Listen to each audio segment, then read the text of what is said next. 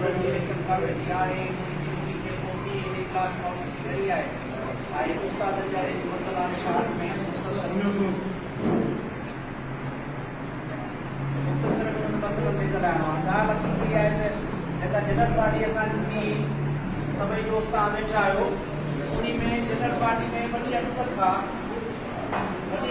जेको आहे सो उते असांजे दोस्तनि इहा ॻाल्हि कई 2024 में जेका वर्किंग कमेटी असां उते चयो कराईंदासीं जंहिंमें इलेक्शन खे जेको असां कमेटी जे लाइ वोट कंदासीं अच्छा उन दोस्त बड़ी चालाकी सां इहो डिसीजन करायो हो या राय ॾिनी हुई त असां अॼोको जेको जुलासा काफ़ी दोस्त थी विया आहिनि ऐं बाक़ी जेके दोस्त बचा में अख़्तियार ॾियनि था सिंध जी वर्किंग कमेटी खे उहा जेका सिंध जी वर्किंग कमेटी थींदी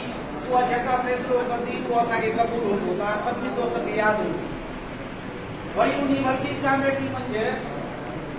असांजे दोस्तनि पाण इहो तस्लीम कयो ॿई इलेक्शनूं भिड़शाह वारी इलेक्शन हैदराबाद वारी इलेक्शन इन्हनि जे बारे में उन्हनि दोस्तनि खे कुझु ॻाल्हायो ऐं उते बि वरी वॾी चालाकी सां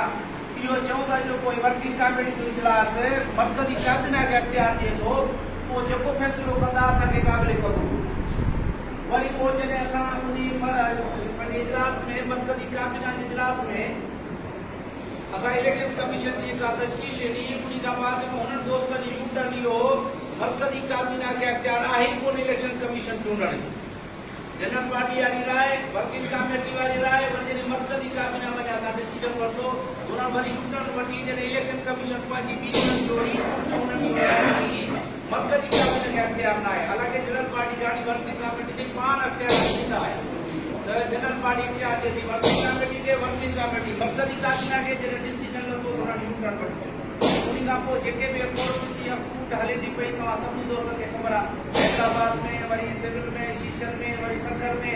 अॻु में मुमताज़ आहे सदर साहब जो जेको पटीशन दाख़िल कई डिसमिस करे छॾियो वरी सदर में जेको ॿियो डिसीजन आहे उन जी ग़लति तशरीह जेका कई इंडस्ट्री डिपार्टमेंट कराची पीरी हिकिड़ो लेटर पोइ ॿियो लेटर ज़रूरत महसूस थी इदारनि खां रुजू कजे उन जे करे असां इहे हंगामी इजलास सिंध जी वर्किंग कमेटी तकलीफ़ आहे असां हंगामी इजलास एजेंडाऊं जेके आहिनि उहे जेका ग़लति तशरीह थी आहे इंडस्ट्री डिपार्टमेंट हाई कोर्ट जी फैसिलिटी रोशनी में ऐं उन खां बाद में जेका मौजूदा असांजी इलेक्शन कमीशन आहे उन जी प्रोसीजर आहे ॿियो मुख़्तसरनि जेको आहे सो जा मसइला मां पहिरीं गुज़ारिश कंदुसि मर्कज़ी सदर खे त तव्हांखे ॿिन्हिनि शयुनि खे एजेंडाऊं ते करे उन खां पोइ फर्दन दोस्तनि ॻाल्हायो